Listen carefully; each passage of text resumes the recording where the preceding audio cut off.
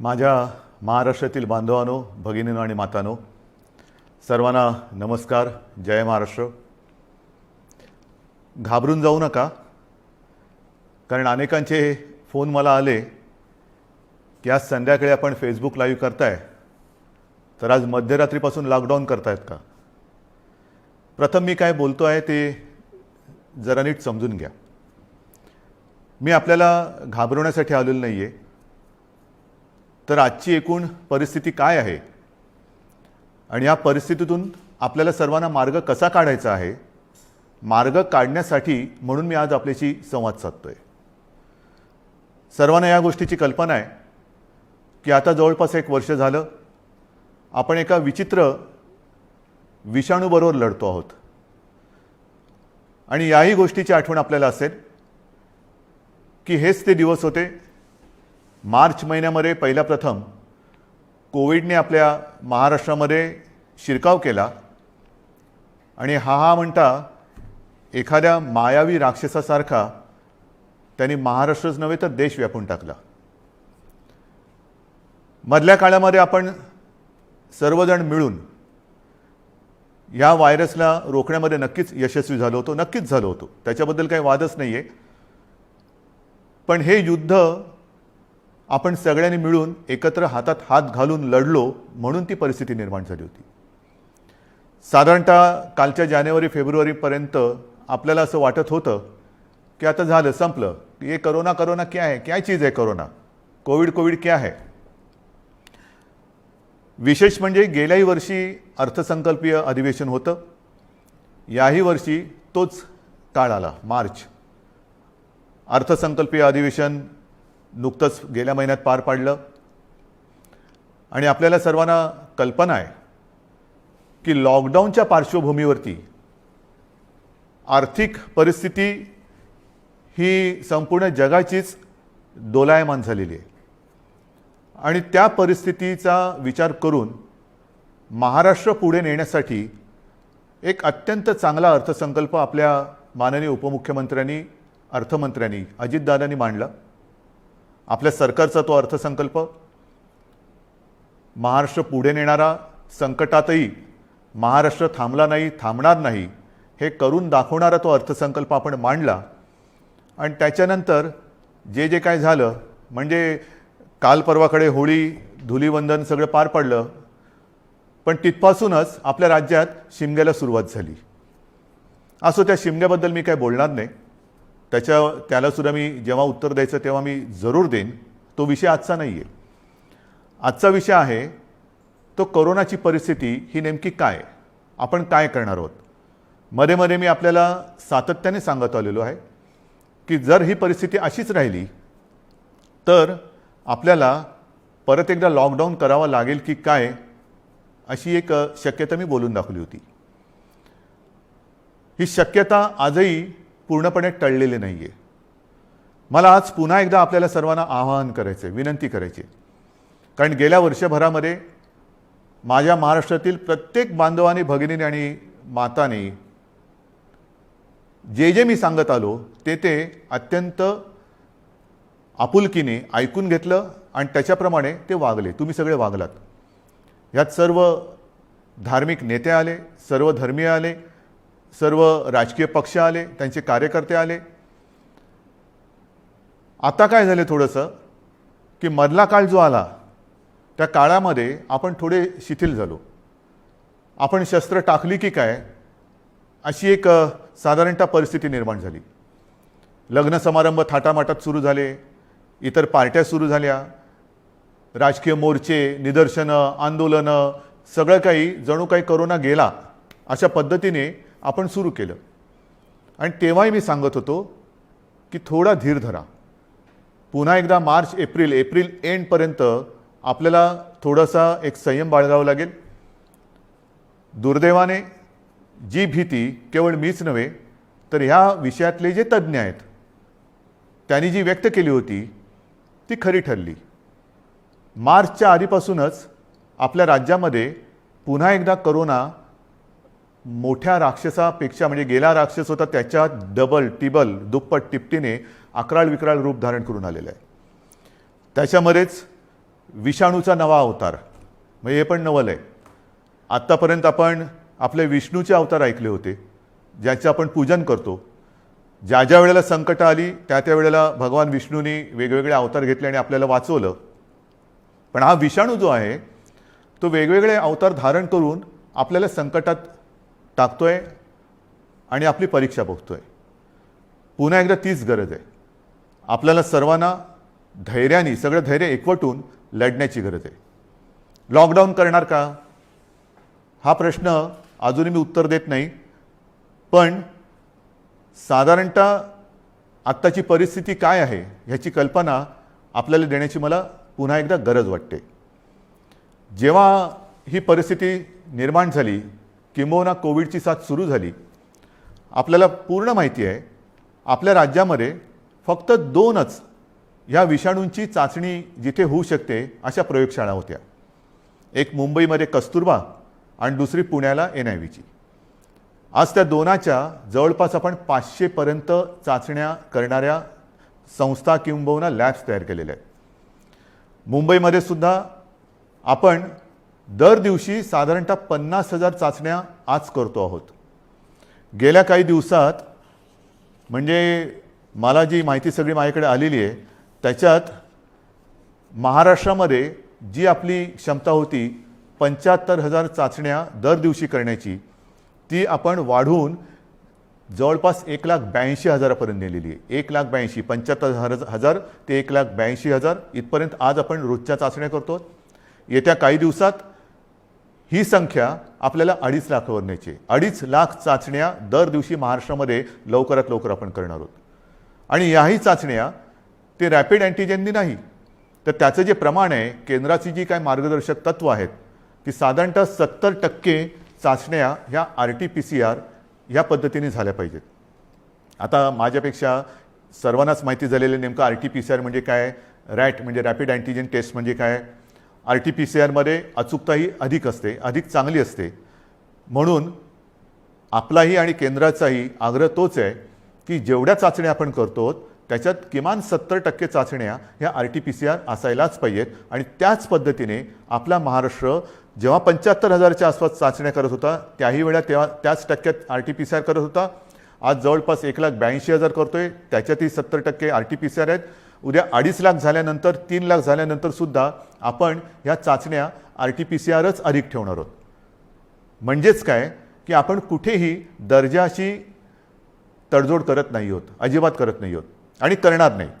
एक तर पहिली गोष्ट अशी आहे की काहीही आपण लपवत नाही आणि लपवणार नाही. एक सुद्धा रुग्ण आपण लपवलेला नाही आणि लपवत नाही आहे. आणि म्हणून जी महाराष्ट्रातली जी परिस्थिती आहे ती सगळ्यांना जरी धक्कादायक वाटत असली तरी आपण सत्य काय आहे हे लोकांसमोर अगदी जसंच्या तसं ठेवतो आहोत. मग काही जण मला म्हणतात की इतर राज्यांमध्ये बघा, बिहारमध्ये निवडणुका झाल्या, बंगालमध्ये चालू आहेत, आणखीन इकडे झालं, आणखीन तिकडे झालं, मग तिकडे वाढ नाही, तुमच्याकडे का. मला त्याच्याबद्दल बोलायचं नाही आहे, अजिबात बोलायचं नाही आहे. मला माझा महाराष्ट्र प्यारा आहे, मला माझी जनता ही प्यारी आहे.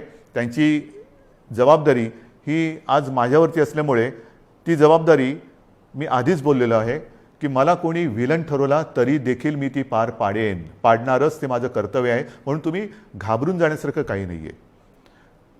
पण जशी ही टेस्टची संख्या मी तुम्हाला सांगितली त्याचप्रमाणे आपल्याकडे कोविड येण्याच्या आधी जेवढे काही बेड संपूर्ण महाराष्ट्रामध्ये होते त्याची संख्या काही हजारामध्ये होती, म्हणजे 10,000 सुद्धा नसेल कदाचित.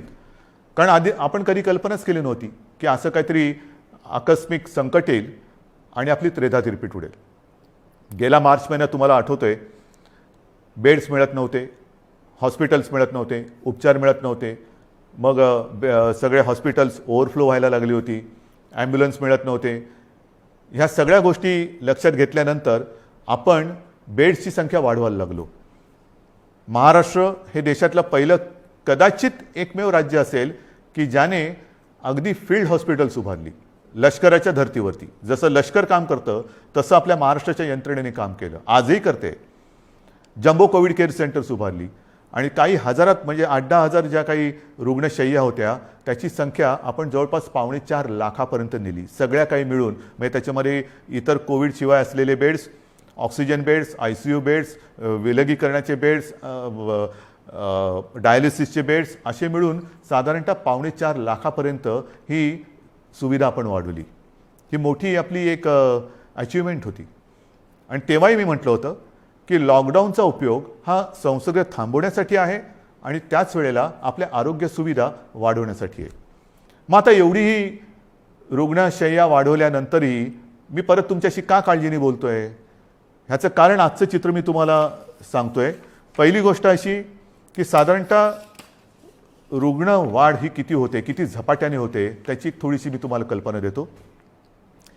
आपल्याला माहिती आहे की जानेवारीच्या शेवटाला आणि फेब्रुवारीच्या सुरुवातीला फक्त मुंबईपुरतं बोलायचं झालं तर मुंबईमध्ये 300-350 रुग्ण हे दर दिवशी आपल्याला सापडत होते. आज ती संख्या 8,500वरती गेलेली एका महिन्याच्या कालावधीत. ही फक्त मुंबईची परिस्थिती आहे. महाराष्ट्राची परिस्थिती बघितली तर 17 सप्टेंबर 2020 म्हणजे तेव्हा जरा सगळं जास्त होतं, तेव्हा 3 लाख सक्रिय रुग्ण होते. 1 एप्रिलला आणखीन त्याच्यामध्ये भर पडलेली आहे. 17 सप्टेंबरला साधारणतः 31,000 मृत्यू झाले होते, 31,351. आता 54,900च्या आसपास झालेले आहेत. त्यावेळेला एका दिवशी आढळलेले रुग्ण हे 24,619 होते 17 सप्टेंबरला. आता 1 एप्रिलला एका दिवशी साधारणतः 43,183 रुग्ण आढळलेले आहेत. आज 2 तारीख. आज कदाचित 45,000चा आकडा आपण गाठू किंवा पार करू. कोणत्या दिशेने चाललेलो होतो आपण बघा.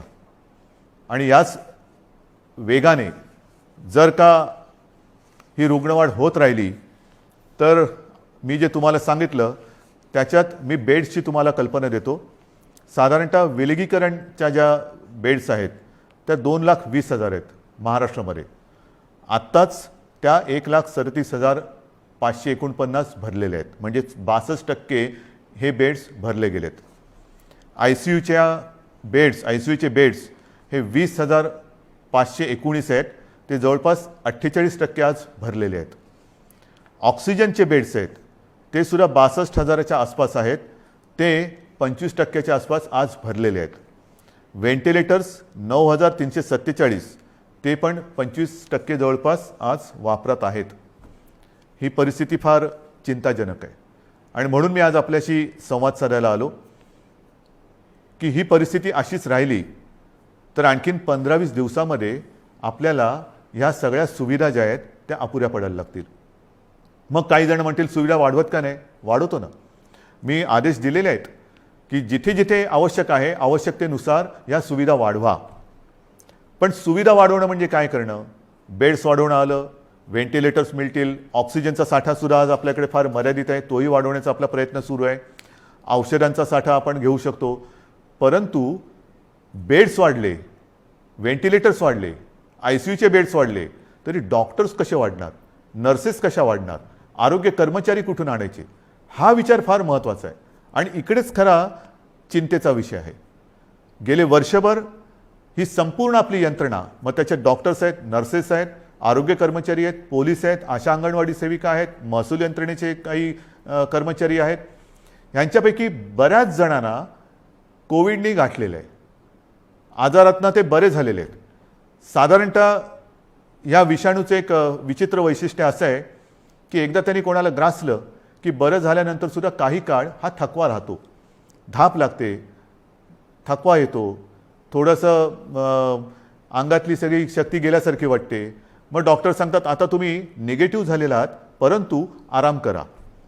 पण ही जी यंत्रणा आहे ती यंत्रणा आपल्यासारखीच माणसांची आहेत, आपल्यासारखीच रक्तामासाची हाडाची आपली माणसं आहेत, आपलेच बांधव आहेत, आपल्याच भगिनी आहेत. हे डॉक्टर्स असतील सगळेच ते आजारी पडले आणि पडल्यानंतर निगेटिव्ह आल्यानंतर दुसऱ्या तिसऱ्या दिवशी पुन्हा एकदा आपल्या सेवेसाठी कोरोनाच्या गुहेत घुसत आहेत. मग त्यांच्याशी आपण कसं वागलं पाहिजे? आज सुद्धा आपण जी काय आपली यंत्रणा राबते आपल्यासाठी, टेस्टिंग आहे, टेस्टिंग वाढवतोय. पण टेस्टिंग करण्यासाठी घराघरात जाऊन आपल्याच भगिनी आहेत, आपलेच बांधव आहेत, 2-2, 4-4, 5-5 माळ्याच्या इमारती असतील, लिफ्ट नसेल तरी सुद्धा ते चढ उतार करतात, रोज न थकता. म्हणजे थकले तरी थांबत नाही आहेत. त्यांना आपण काहीतरी दिलासा देणार आहोत की नाही. एकूण हे जे काय सगळे चित्र आहे, बोलणारे सगळे बोलतात की आपण हे केलं पाहिजे, आपण ते केलं पाहिजे, लसीकरण वाढवलं पाहिजे. वाढवतोय ना आपण. कालच्या दिवसात तुम्हाला मी अभिमान हा शब्द इकडे वापरणं योग्य ठरणार नाही, पण तुम्हाला समाधान वाटलं पाहिजे की महाराष्ट्र हा देशातला नंबर एकचं राज्य महाराष्ट्र ठरलेलं आहे. कालच्या दिवसात एका दिवशी आपण 3 लाख नागरिकांना लसीकरण केलेलं आहे. 3 लाख एका दिवसात. म्हणजे आत्तापर्यंत आपण जेव्हापासून लसीकरणाला सुरुवात झाली सुमारे 65 लाख, त्याच्यात आजचा आकडा मी धरलेला नाही आहे, 65 लाख आपल्या नागरिकांना आपण लसीकरण केलेलं आहे. अजूनही आपण मागणी करतोय, केंद्र आपल्याला देतंय, पण पुरवठा वाढवायला पाहिजे. आणि पुरवठा वाढवल्यानंतर आपली क्षमता आज जी 3 लाख आहे ती लवकरात लवकर किमान 6 ते 7 लाख दर दिवसाला करण्याची आपली क्षमता आहे. पण तेवढ्या लसचा पुरवठा झाला पाहिजे. ती मागणी आपण करतोय. होईल, मागणी मान्य होईल, मी काय त्याच्यावर टीका नाही करत आहे, कारण सगळ्याच राज्यांना द्यायचं आहे. तर ही आपली क्षमता आहे. परंतु होतंय असं की लस घेतल्यानंतर, आता मी सुद्धा 1 डोस घेतलेला आहे लसचा. आपल्याशी बोलताना आजूबाजूला कोण नाही म्हणूनच मी मास्क काढून आपल्याशी बोलतोय. पण लस घेतल्यानंतर सुद्धा काही जण कोरोनाने बाधित होत आहेत. का होत आहेत?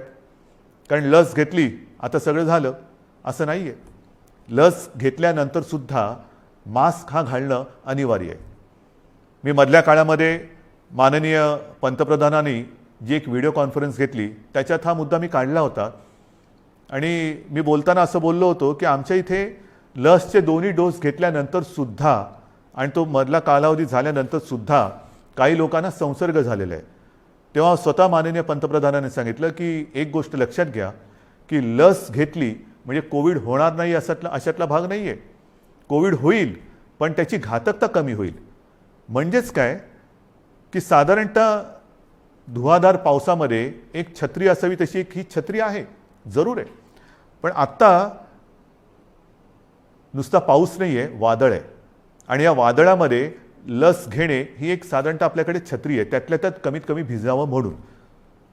आणि लस घेणं, टेस्ट वाढवणं, रोजच्या चाचण्या वाढवणं हा उपाय अजूनही तरी मी मानायला तयार नाही.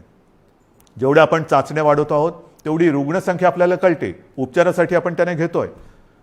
परंतु रुग्णवाढ थांबवण्यासाठी अजून कोणी उपाय सांगत नाही आहे. काय आहे उपाय नाही आहे. पण लसीकरण करा, लसीकरण करतो आहोत. आज मी पुन्हा एकदा सांगतो, संपूर्ण देशात आपलं राज्य हे लस देणारं नंबर 1चं राज्य आहे. आजच्या दिवशी आपण 3 लाख नागरिकांना दर दिवशी लस देतोय. काल परवापासून 3 लाख हा आकडा गाठलेला आहे. परत एकदा सांगतो, लसीचा पुरवठा आपल्याला ज्या क्षणी वाढेल तेव्हा ही क्षमता आपण दुपटी तिपटीने वाढवू शकू एवढी आपली नाही म्हटलं तरी ताकद आहे, नक्कीच आहे. म्हणजेच काय की एका बाजूला आपली ही यंत्रणा ट्रॅकिंग, ट्रेसिंग, टेस्टिंग ह्याच्यासाठी बिझी आहे, दुसरीकडे उपचारांसाठी बिझी आहे, तिसरीकडे हीच यंत्रणा लसीकरणासाठी सुद्धा व्यस्त आहे. हे सगळं एकत्रित आल्यानंतर त्यांची काय स्थिती होत असेल ह्याचा थोडा आपण विचार केला पाहिजे. आणि म्हणून मला असं वाटतं की लॉकडाऊन करायचं का? इतर देशांनी काय केलेलं आहे? इतर देशाचा जर का आपण अंदाज घेतला तर अमेरिकेने सुद्धा 7 कलमी कार्यक्रम जाहीर केले आहे. त्याच्यामध्ये सुद्धा त्यांनी असं म्हटलेलं आहे की राजकारण नको, जीव महत्त्वाचा आहे, असं राष्ट्राध्यक्षांनी आवाहन केलं आहे. मला असं वाटतं आपल्याकडे सुद्धा सर्व पक्षांनी त्यांनी केलेलं आवाहन नाही, पण निदान मी केलेली विनंती मानायला काय हरकत नाही आहे. जीवाशी खेळ नको, कृपा करून याच्यात राजकारण आणू नका. ब्राझीलमध्ये तर फारच पंचायत झालेली आहे, कारण तिकडे मार्चच्या एका महिन्यात जवळपास 60,000 मृत्यू झालेले आहेत. मृत्यूदर दुपटीने वाढला आहे. बेरोजगारीची म्हणजे मृत्यू पण होत आहेत आणि बेरोजगारीची पण समस्या वाढते. फार विचित्र परिस्थिती ब्राझीलमध्ये. रशियामध्ये पण लस आलेली आहे, त्याच्यामध्ये ते थोडं लस आणि त्या लसीकरणामध्ये ते पुढे आहेत. फ्रान्समध्ये परिस्थिती नाजूक आहे. तिथेही जी माहिती मिळते तिकडे तिसऱ्यांदा राष्ट्रीय लॉकडाऊन करण्यात आलेला आहे आणि ह्या लॉकडाऊनच्या मध्ये केवळ जीवनावश्यक वस्तूंची दुकाने उघडण्यास परवानगी दिलेली आहे. कार्यालयातील लोकांना फक्त घरून काम करावे लागेल. पुढील 3 आठवड्यांसाठी शाळा पूर्णपणे बंद ठेवण्यात येतील. या 4 आठवड्यात कोणत्याही प्रकारची जाहीर सभा होणार नाही. त्यांच्यावर पूर्ण बंदी असेल. कोणी आवश्यक कारणाशिवाय आपले घर सोडणार नाही. हे मी तुम्हाला नाही सांगितलं, हे फ्रान्समधलं वातावरण तुम्हाला सांगतो. नाही तर तुम्हाला वाटेल मी आत्ताच काहीतरी लॉकडाऊन जाहीर केले काय. हंगेरीमध्ये पण वर्क फ्रॉम होम बंधनकारक आहे. डेन्मार्कमध्ये तसंच आहे.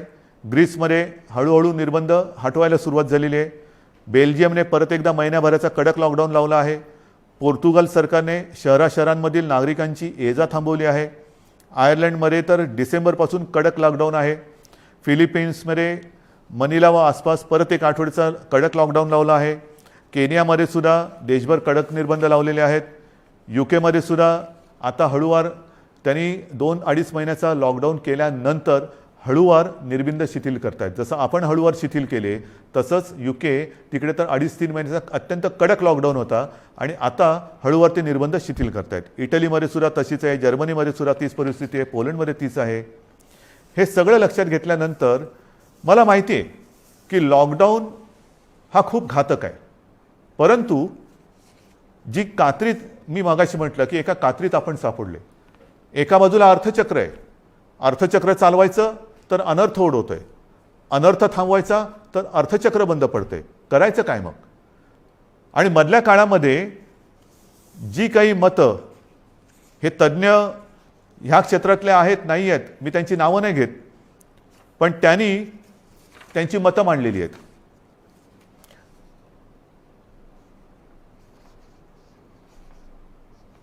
सर्वसामान्यांना त्रास होईल अशी लॉकडाऊनची भूमिका, मी पक्षाचं नाव घेत नाही कारण मला राजकारण आणायचं नाही, आम्ही खपवून घेणार नाही. तुम्हाला आलेला झटका म्हणजे नियम नको.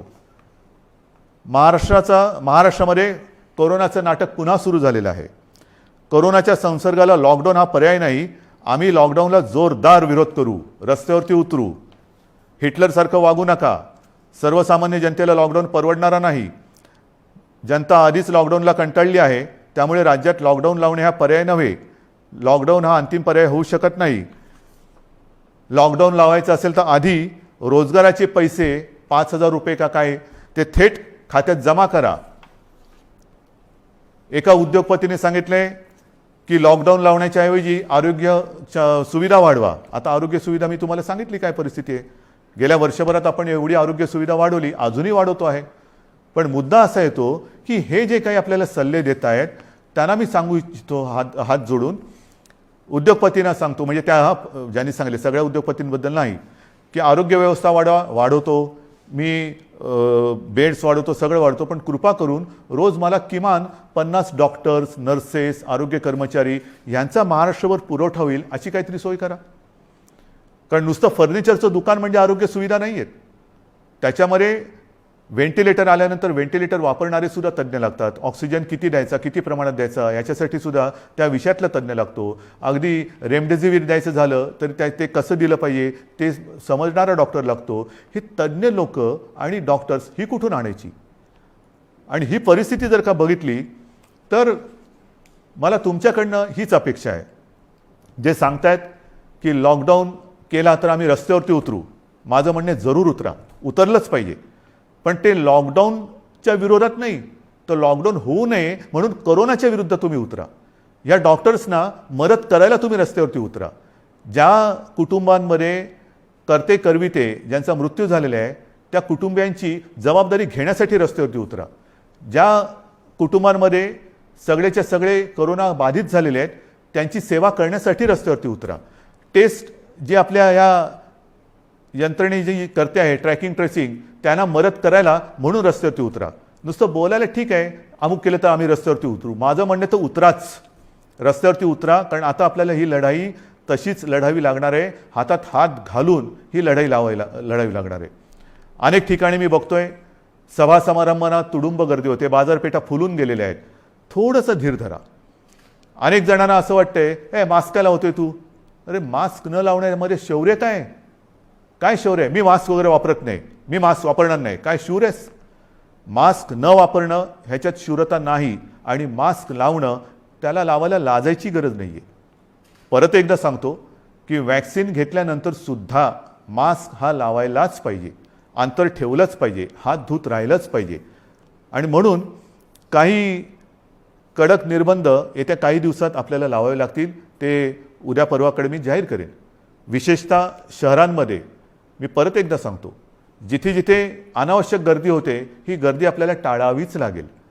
जी खाजगी कार्यालय आहेत त्या कार्यालयांना सुद्धा आपण प्रत्येकानं सूचना दिलेल्या आहेत. सूचनावलीच म्हणा ना, की लग्न समारंभात किती लोक पाहिजेत, ऑफिसमध्ये किती उपस्थिती पाहिजे, बसमधनं किती लोक गेले पाहिजे. आता ट्रेनमध्ये मी मुंबईमध्ये मी सांगेन की मी सांगितलं होतं की पीक अवर नॉन पीक अवर आता सगळं तुडुंब भरून चाललेलं आहे, रेस्टॉरंट्स भरून चाललेली आहेत.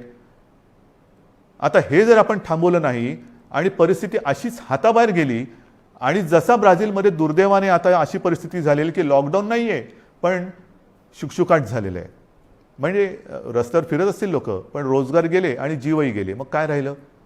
जीव वाचवायचा की रोजगार वाचवायचा? रोजगार आपल्याकडे आहेत, रोजगार परत मिळतील पण गेलेला जीव परत आणता येणार नाही. आणि म्हणून मी आपल्याला नम्रपणाने विनंती करतोय की येत्या काही दिवसांमध्ये, 1-2 दिवसांमध्ये मी आणखीन काही जणांशी बोलतोय. काही त्याच्यात यातले तज्ज्ञ असतील, विविध राजकीय पक्ष आहेत, विविध मी पत्रकारांशी बोलेन. मला वेगळा काही उपाय असला तर पाहिजे. लॉकडाऊन हा उपाय नाही मान्य, पण मग ही संसर्गाची साखळी तोडायची कशी? लसीकरण वाढवतोच आहे पण लसीकरण देऊनही कोविड होत नाही अशातला भाग नाही. लसीकरण घेतल्यानंतर, लस घेतल्यानंतर सुद्धा कदाचित लस घेतलेल्याला कोविडचा त्रास कमी होईल पण तो दुसऱ्याला संसर्गित करू शकतो, हेही आता सिद्ध झालेलं आहे. मग करायचं काय? दुसरा उपाय असेल जरूर सांगा, पण त्याहीपेक्षा माझा विश्वास आपल्यावरती आहे. कारण तुम्हीच या युद्धातले खरे सैनिक आहात. हे युद्ध आपल्या सगळ्यांचं आहे, हे एकट्या दुकट्याचं युद्ध नाही आहे. ज्या गोष्टी मी तुम्हाला सांगितल्या आपण नाही पाळू शकत. कारण नसताना घराबाहेर पडू नका, नाही घरात थांबू शकत. अनावश्यक ठिकाणी गर्दी करू नका, गर्दी टाळू नाही शकत. गरज नसेल तर इकडे तिकडे फिरू नका, हे फिरणं टाळू नाही शकत. सार्वजनिक ठिकाणी फिरताना घराबाहेर पडल्यानंतर मास्क लावलाच पाहिजे, मास्क घालू नाही शकत. एकमेकात थोडं अंतर ठेवा, अंतर ठेवू नाही शकत. म्हणजे लॉकडाऊन आपण टाळू शकतोय पण टाळणं ही जिद्द, ज्या जिद्दीने तुम्ही पहिल्यापासून लढलात त्या जिद्दीने पुन्हा जर का उतरलात तर आपल्याला, मी अजूनही म्हणतो आता थोडा काळ राहिलेला आहे. कारण परिस्थिती तुम्हाला मी सांगितले, अशीच रुग्णवाढ होत राहिली तर 15-20 दिवसात हॉस्पिटल्स तुडुंब भरून जातील. काही काही जिल्ह्यामध्ये आत्ताच ही परिस्थिती आलेली आहे. ऑक्सिजनसुद्धा कमी पडू शकतोय, व्हेंटिलेटरसुद्धा कमी पडू शकतात. ही परिस्थिती आजही आपण स्वयंशिस्तीने टाळू शकतो. संसर्गाची लाट, कोरोनाला आपण रोखू शकतो. रोखण्याची जिद्द ही तुमच्यात आहे की नाही हा फार महत्त्वाचा प्रश्न आहे. सरकार लॉकडाऊन करणार की नाही यापेक्षा प्रत्येकाने ठरवलं पाहिजे की मी कोरोनाला हरवणार की नाही, मी कोरोनाला रोखणार की नाही. हे जर का तुम्ही प्रत्येकाने ठरवलं, होय मी रोखणारच. कारण आपण गेले वर्षभर माझे कुटुंब माझी जबाबदारी असेल. आता पुन्हा मी प्रत्येकाला सांगितले की मी जबाबदार, माझा मास्क माझी सुरक्षा. ह्या सगळ्या ज्या काही गोष्टी आहेत नवीन, ह्याच्यात काहीही नाही. जे पहिल्या दिवशी होतं ते आजही आहे. फक्त थोडंसं काय झालं की सुरुवातीला जी एक कोरोनाची दहशत होती ती दहशत गेली, आपण गाफील झालो आणि कोरोनाने बरोबर आपल्याला गाठलं. अजूनही कोरोनाने आपल्यावरती मात केलेली नाही, मी त्याला करू देणार नाही, अजिबात नाही. मात आपणच त्याच्यावरती करायची आहे. पण ही मात करताना जर आपण घट्ट उभे राहिलो सगळ्या जणांनी, संपूर्ण सगळ्या राजकीय पक्षाने, मी पुन्हा एकदा हात जोडून विनंती करतो आहे की कृपा करा, जनतेच्या जीवाशी खेळ होईल असं राजकारण करू नका. जे जे सरकार पावलं उचलतं आहे ते जनतेच्या हितासाठी उचलते. अर्थचक्रही फिरवायचं आहे, गरिबाची रोजीरोटीही वाचवायची आहे, पण त्याचबरोबरीने सगळ्यात आधी आपल्याला त्यांची जीव वाचवायची आहे. म्हणून जीवाला पहिलं महत्त्व द्यायचं आहे आणि त्याच्यानंतर मग बाकीच्या ज्या काही गोष्टी आहेत त्या आपल्या हातातल्या आहेत त्या आपण करू शकतो. म्हणून आजसुद्धा मी पूर्ण लॉकडाऊनचा इशारा देतो आहे, लॉकडाऊन जाहीर करत नाही आहे. पण 1-2 दिवसामध्ये जर का दृश्य स्वरूपामध्ये ह्या गोष्टी आढळल्या नाहीत आणि दुसरा उपाय जर मी आता पुढच्या 1-2 दिवसांत ज्यांच्याबरोबर बैठका घेतोय त्यांच्याकडनं आला नाही तर मग मात्र आहे ती परिस्थिती अशीच्या अशी स्वीकारा, जे मला नाही जमणार. माझ्या डोळ्यादेखत हे मी बघणार नाही आणि आपणही नाही बघायचं आहे. तर ती परिस्थिती रोखायला जगामध्ये जे करतायत, पहिला लॉकडाऊन दुसरा लॉकडाऊन, कारण लाटेमागून लाटा येतात, पहिली लाट आली, दुसरी लाट आली, तिसरी लाट आली.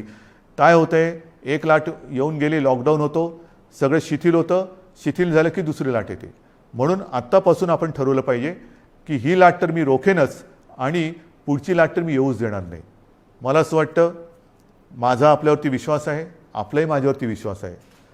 मध्ये काही जण भेटले होते आणि मला म्हणाले की अहो तुम्ही टी व्हीवर आले का लोक घाबरतात. म्हटलं मला नाही वाटत असं, कारण मी तुमच्या कुटुंबातला एक आहे, तुम्ही मला कुटुंबीय मानलेलं आहात आणि माझे कुटुंब, माझी जबाबदारी म्हणजे माझे कुटुंब तुम्ही आहात आणि तुमची जबाबदारी ही मी घेतल्यानंतर मला टीकेची पर्वा नाही. जे जे तुमच्या हिताचं असेल ते मी करणार आणि करेन. पुन्हा एकच सांगतो की सरकार यंत्रणेच्या बाबतीत कुठेही कमी पडलेलं नाही, पडू देणार नाही. सरकार खंबीर आहे, सरकार ठाम आहे. आरोग्य सुविधा कुठेही कणभरसुद्धा मी कमी पडू देणार नाही. मात्र ही एका हाताने टाळी वाजणार नाही. दोन हात जेव्हा एका हातात हात घालून आपण काम करू तर आणि तरच यश मिळेल. आणि मला आपल्या सहकार्याची अपेक्षा आहे, सर्व राजकीय पक्षांकडनं अपेक्षा आहे, सर्व धर्मियांकडनं अपेक्षा आहे. पुन्हा एकदा आपल्या उत्सवांवरती, सणांवरती बंधनं आणावी लागतील. जसं गेल्या वर्षी आपण सहकार्य केलं तसंच पुन्हा एकदा हे सहकार्य कराल अशी आशा नाही, असा विश्वास व्यक्त करतो. आणि ही लढाई पुन्हा एकदा लढण्यासाठी आणि जिंकण्यासाठी सिद्ध व्हा, एवढ्याच शुभेच्छा देतो. जय हिंद, जय महाराष्ट्र.